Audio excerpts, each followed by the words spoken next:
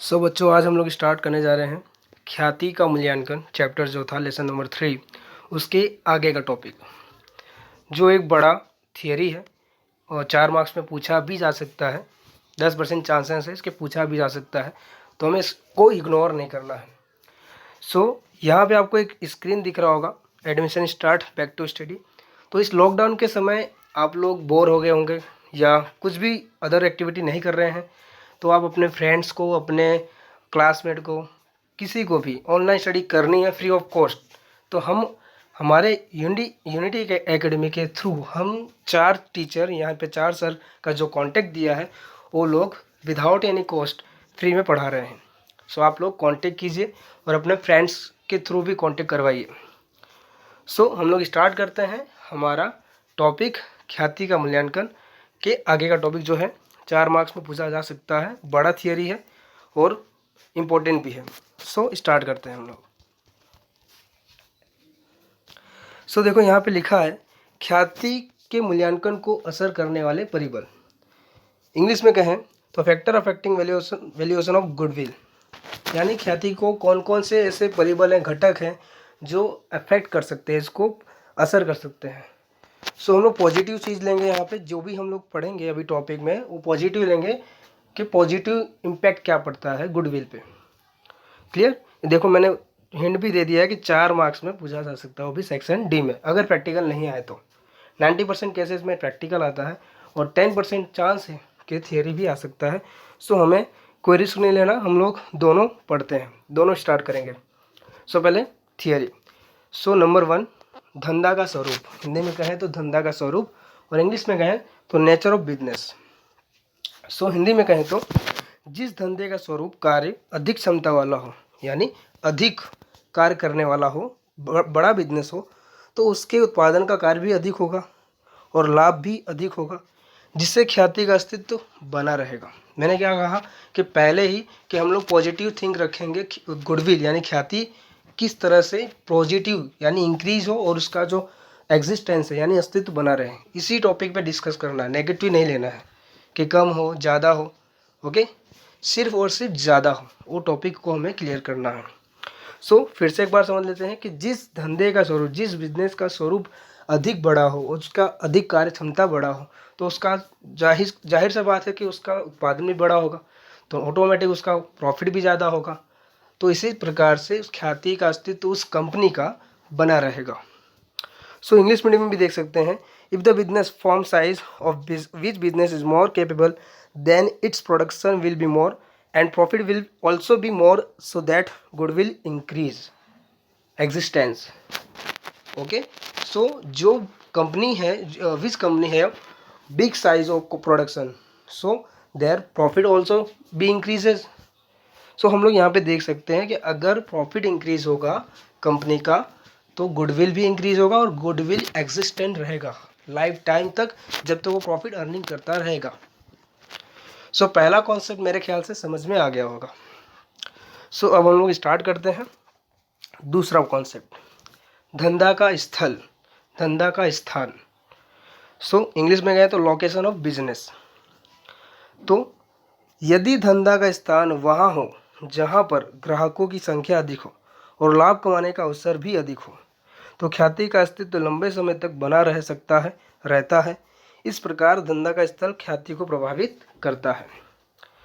Okay, तो जाहिर सी बात है, अगर हम बिजनेस करना चाहते हैं तो ऐसी जगह पर करें जहाँ पे ग्राहकों की संख्या ज़्यादा हो, है ना। जहाँ पर ग्राहकों की संख्या ज़्यादा होगी तो हमारा प्रोडक्शन सप्लाई ज़्यादा होगा और ऑटोमेटिक हमारा प्रॉफिट भी ज़्यादा होगा। तो प्रॉफिट ज़्यादा होगा तो हमारा प्रॉफिट इंक्रीज के हिसाब से हमारा गुडविल यानी ख्याति जो होगा वो बना रहेगा, लोगों में हमारा नाम रहेगा, पहचान रहेगी, और हमारी कंपनी हो या हमारा फर्म हो, उसका टाइटल यानी उसका नाम लोगों की ज़बान पर रहेगा। तो सीधी सी बात है, हमारा ख्याति बना रहेगा। इंग्लिश मीडियम वाले भी देख सकते हैं, सेम टू सेम कॉन्सेप्ट वही है। If the place of business is there where number of customer are high and the opportunity to earn profit is also high, then the existence of goodwill remains for a long time. Thus the place of business affects the goodwill.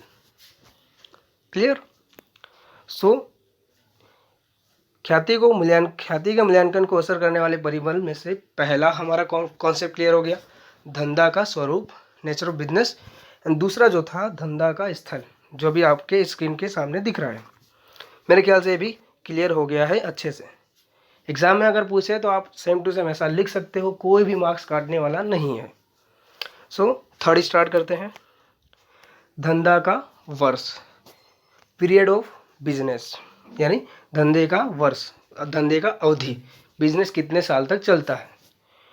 जिस प्रकार धंधा जितना पुराना होगा उतना ही ग्राहकों से पहचान पुराना होगा, और जितने ग्राहकों से संबंध पुराने एवं गाढ़ होते हैं, यानी पुराने होते हैं रहेंगे, उसी प्रकार ख्याति भी अधिक होती रहेगी। तो जाहिर सी बात है, अगर हम बिजनेस कर रहे हैं तो 1 या 2 साल में तो बिजनेस बंद नहीं कर सकते। तो अगर हमें रिलेशन बनाना है ग्राहकों से या जान पहचान बढ़ानी है तो हमें कम से कम 3 से 4 साल 3 से ज़्यादा साल तक हमें बिजनेस को बनाए रखना पड़ेगा। तभी हम लोग ग्राहकों की ज़बान पे आ सकते हैं। हमारा जो दुकान का नाम हो या कंपनी का नाम हो या पीढ़ी का नाम हो, वो लोगों के ज़बान पे नाम आ सकता है हमारे कंपनी का। तो याद रखना है कि हमारा जो बिजनेस होगा वो सब कम से कम 3 साल से ज़्यादा हो। ओके, तो बहुत बड़ी बड़ी कंपनियां आप लोग देख सकते हो कि 10-10 साल पुरानी है, 20-20 साल पुरानी है। सो कोई भी एग्जांपल ले सकते हो, जैसे टाटा है, बिरला है, फिर रिलायंस है, बहुत सारे हैं। आपके सोसाइटी में भी देखोगे तो ऐसे कई सारे दुकान होंगे जो नॉर्मली बहुत सालों से हैं, इसलिए आपको उनका नाम भी याद होता होगा। सो just as the business is old, the identity of customers will be old, and as many as the relationship with the customer will be old and strong, the good will also be more. So यहाँ पर Hindi medium और English medium के बच्चों को आसानी से समझा दिया गया है। सो आप लोग इसे और भी कोशिश करना समझने की, और अपने हिसाब से भी लिखने की कोशिश करना। सो थर्ड टॉपिक भी हमारा क्लियर हो गया है। सो अब हम लोग चलेंगे आगे के टॉपिक पे, फोर्थ पे, बाजार की स्थिति। बाजार की स्थिति का मतलब हुआ मार्केट सिचुएशन, मतलब बाजार की परिस्थिति क्या है। तो देखना है, जिस धंधे के बाजार एकाधिकार यानी एक मालिक के अधिकार के अधीन हो अथवा मर्यादित स्पर्धा वाला हो, जिसमें कंपटीशन ज़्यादा ना हो, यानी दुकान जो हमारी है, हमारे जिस प्रकार की दुकान है, जैसे जूते की दुकान है, तो उसके अलावा दूसरे जूते की दुकान हमारे आसपास ना हो, तो उस धंधा का लाभ अधिक होता है।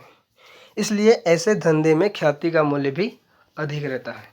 सो याद रखना है कि बाजार की स्थिति जो होगी, मार्केट जो कंडीशन होगी, सिचुएशन होगी, वो मोनोपोली होनी चाहिए। कौन सी होनी चाहिए?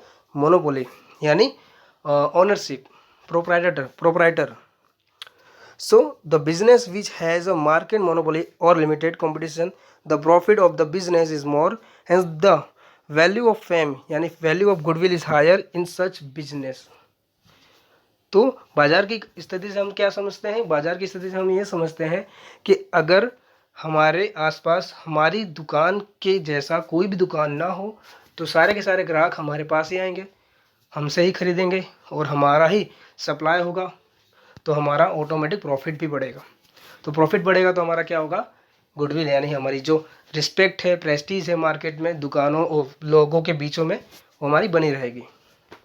Okay, clear. अब हम लोग कल चलते हैं 5वें पॉइंट पे, संचालकों की कार्यक्षमता, efficiency of managers. Efficiency of manager का मतलब हुआ कि जो ओनर है, जो उसका मैनेजर है फर्म का, कंपनी का, वो अपनी मेहनत कितना करता है, यानी संचालक जो है वो कंपनी पे मेहनत कितना करता है, वो सिर्फ कारीगर पे डिपेंड है या खुद पे भी डिपेंड है। तो देखते हैं, जिस धंधे में संचालक की कार्यक्षमता अधिक होगी, यानी अगर जिस धंधे में कार्य जो है संचालक के थ्रू हो, मैक्सिमम ध्यान संचालक दे, तो उस धंधे में लागत भी कम होगा और उत्पादन में वृद्धि होगी, जिससे लाभ में वृद्धि बनी रहेगी और इस प्रकार ख्याति बनी रहेगी।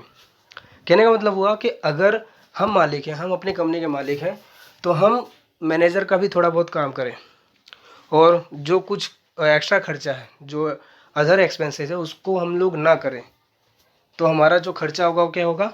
कम होगा, और वो खर्चे का जो पैसा होगा, कीमत होगा, वो हम लोग अदर एक्टिविटी में खर्चा कर देंगे, तो हमारा उससे क्या होगा? प्रोडक्शन बढ़ेगा, एक्स्ट्रा एक्सपेंसेस कम हो जाएंगे, हमारा प्रोडक्शन बढ़ेगा, और प्रोडक्शन बढ़ेगा और तो हमारे क्वालिटी जो होगा वो भी मेंटेन रखना है, तो प्रोडक्शन भी बढ़ेगा, क्वालिटी भी मेंटेन रहेगी।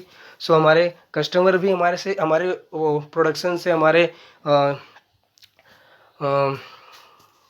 वस्तु से सेटिस्फेक्शन होंगे, संतुष्ट होंगे, तो हमारा जो प्रोडक्शन के हिसाब से, सप्लाई के हिसाब से हमारा प्रॉफिट क्या होगा, ऑटोमेटिक इंक्रीज होगा।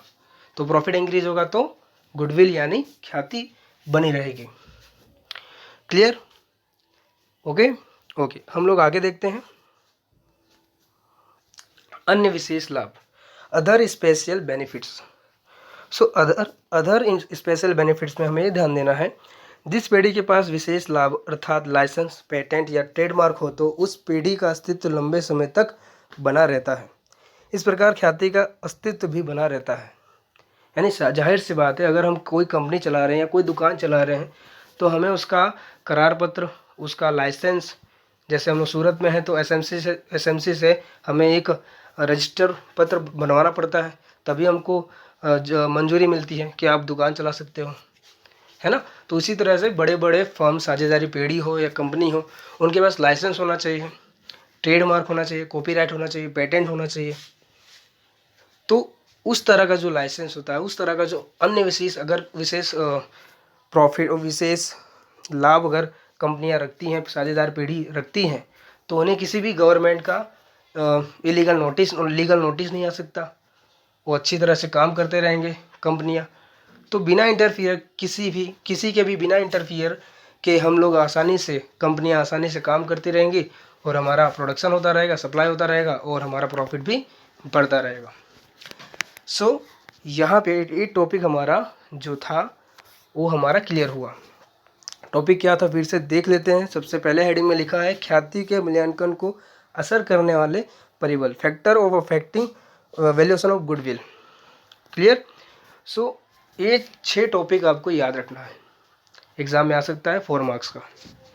जैसा मैंने लिखा है, बहुत ही सिंपल लैंग्वेज में लिखा है।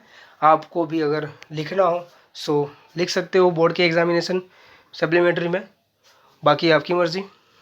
सो हमारा वीडियो आपको अगर पसंद आया हो तो लाइक, कमेंट एंड शेयर कीजिए, और बाकी बच्चों को भी बोलिए ऑनलाइन स्टडी के लिए, जो हमारे थ्रू फ्री ऑफ कॉस्ट किया जा रहा है हमारे यूनिटी एकेडमी के थ्रू। So thank you.